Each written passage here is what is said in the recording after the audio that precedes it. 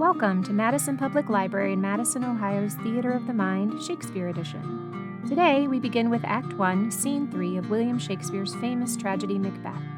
To hear more of Macbeth, like this video and subscribe to our YouTube channel. In this scene, we finally meet the titular character Macbeth, played by Joe P. We also meet his colleague and fellow Scottish general Banquo, played by Sue V. They encounter the witches, played by Sean W., and learn of a prophecy surrounding Macbeth.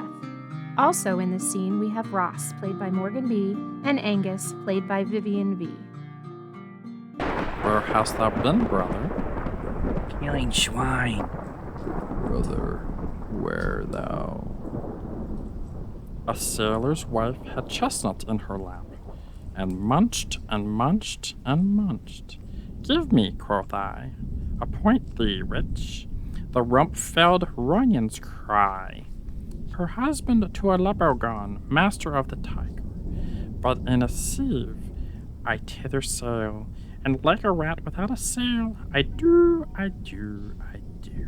I give thee wind. Thou'st art kind. And I another.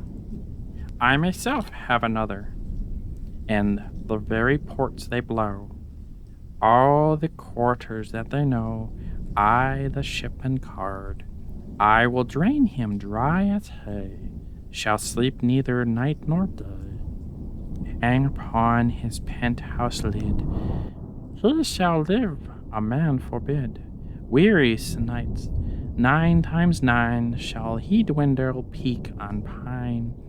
Though his bark cannot be lost, yet it shall be tempest-tossed.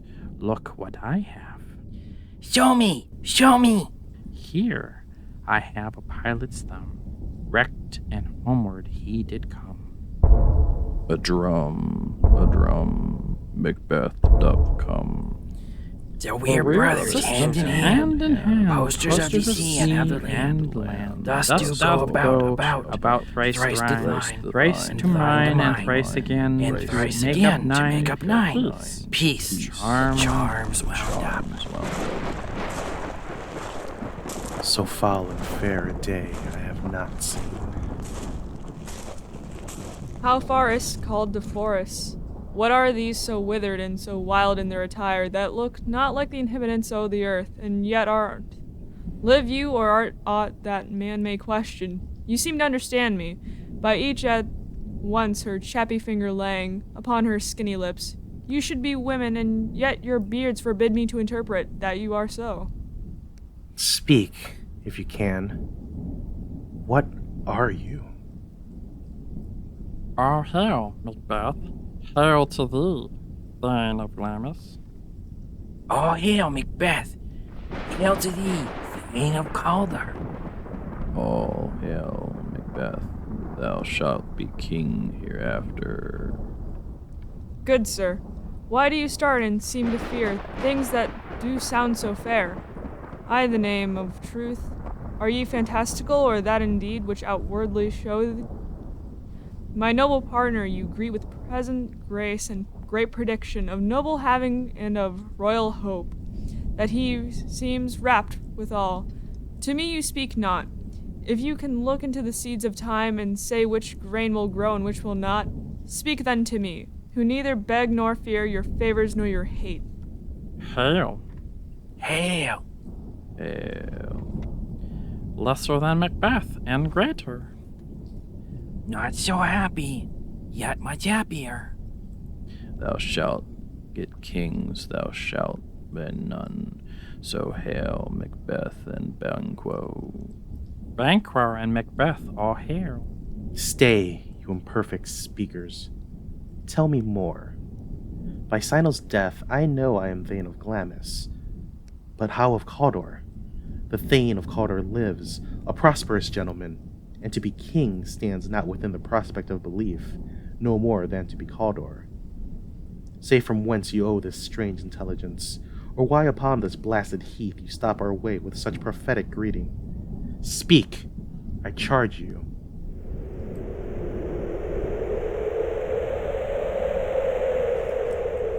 The earth hath bubbles as the water has, And these are them. Whither are they vanished?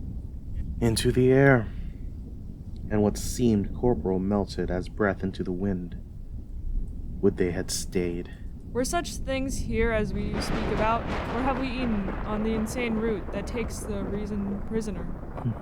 Your children shall be kings. You shall be king. And Thane of Cawdor, too. Went it not so? To the self-same tune and words. Who is here? The king hath happily received Macbeth, the news thy success, and when he reads thy personal venture of the rebels' flight, his wonders and praises do contend, which should be thine or his. Silence with that, in viewing or the rest o' thy same self day. He finds thee in the stout Norrean ranks, nothing afferred or thyself didst make.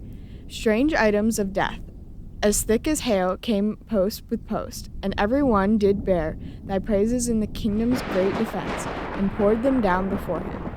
We are sent to give thee from our royal master thanks, only to herald thee into his sight, not pay thee.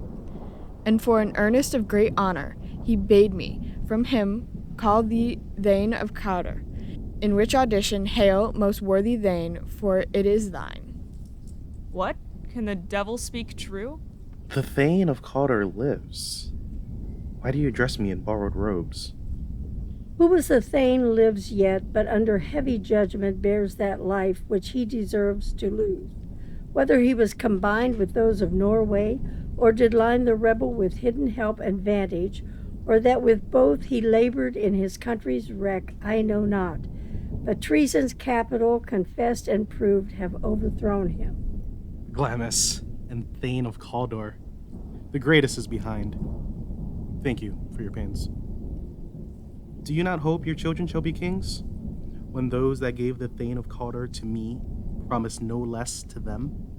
That trusted home might yet enkindle you upon the crown, besides the Thane of Cawdor, but 'tis strange, and oftentimes to win us to our harm, the instruments of darkness tell us truths.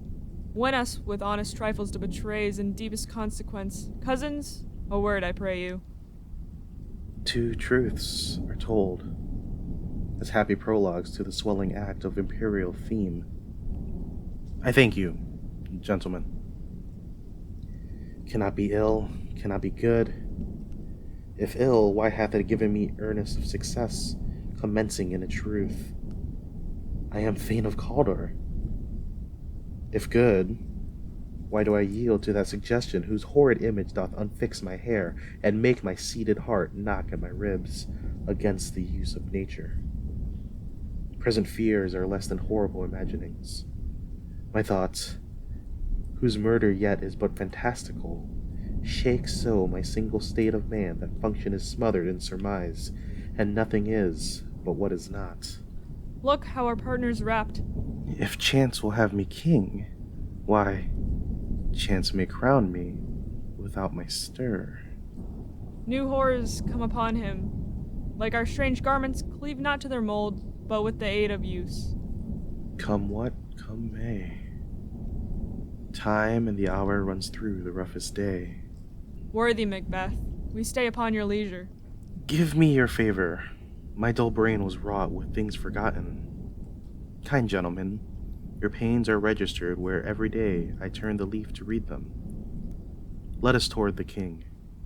Think upon what hath chanced, and, at more time, the interim having waited, let us speak our free hearts each to each other. Very gladly. Till then, enough. Come, friends. And this was Act 1, Scene 3 of Macbeth. Thank you to Sean, Joe, Sue, Vivian, and Morgan. Don't forget to like this video and subscribe to our YouTube channel for the next scene of Macbeth. Also, follow us on Facebook, Twitter, Instagram, and Pinterest.